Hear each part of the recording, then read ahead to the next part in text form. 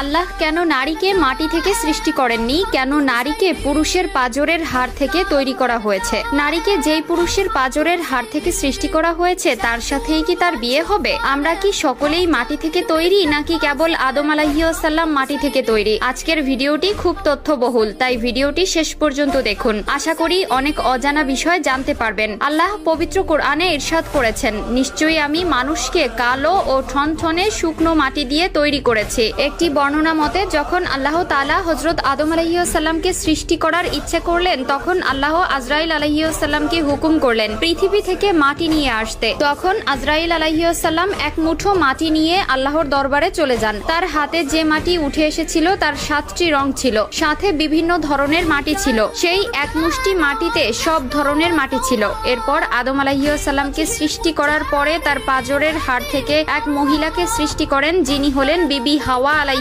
সালাম। বিবি হাওয়া দুনিয়াতে আগমনকারী প্রথম নারী ছিলেন। হযরত আবু হুরায়রা রাদিয়াল্লাহু তাআলা আনহু হতে বর্ণিত, মহানবী সাল্লাল্লাহু আলাইহি ওয়াসাল্লাম বলেছেন, যে ব্যক্তি আল্লাহ ও আখিরাতের প্রতি বিশ্বাস রাখে সে যেন তার প্রতিবেশীকে কষ্ট না দেয় এবং নারীর সাথে সৎ ব্যবহার করে। নারীদের সাথে তোমরা খারাপ আচরণ করো না, কেননা নারীদেরকে পুরুষের পাঁজরের বাঁকা হাড় থেকে সৃষ্টি করা হয়েছে। পাঁজরের সবচেয়ে বাঁকা হাড় হচ্ছে উপরের অংশ।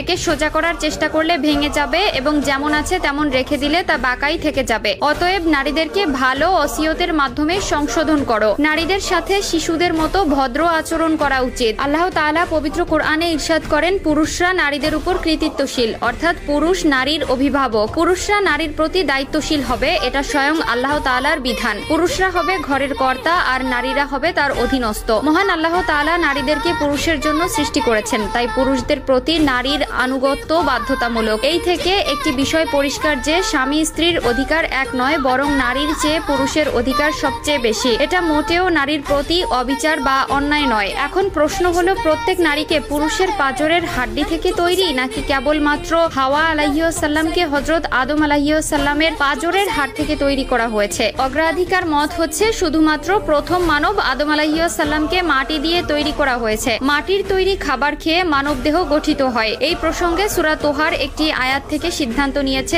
যে মানুষকে সৃষ্টি করা হয়েছে মাটি থেকে। আল্লাহ তাআলা পুরুষকে তার প্রতি ইঙ্গিত দেন। আল্লাহ ইরশাদ করেন, আমি নারীদেরকে কাদা মাটি দিয়ে সৃষ্টি করিনি। নারী সৃষ্টি হয়েছে পুরুষেরই অংশ থেকে, যাতে নারীরা তার প্রতি অনুগত থাকে, পর্দা করে এবং পবিত্রতা বজায় রাখে। নারীর পবিত্রতা কতটুকু জানেন? আল্লাহর ফেরেশতারাও জানে না নারীকে কোন উপাদান দিয়ে তৈরি করা হয়েছে, আর সেই পবিত্রতা আজ অনায়াসে বিলিয়ে দিচ্ছে। নাউজুবিল্লাহ।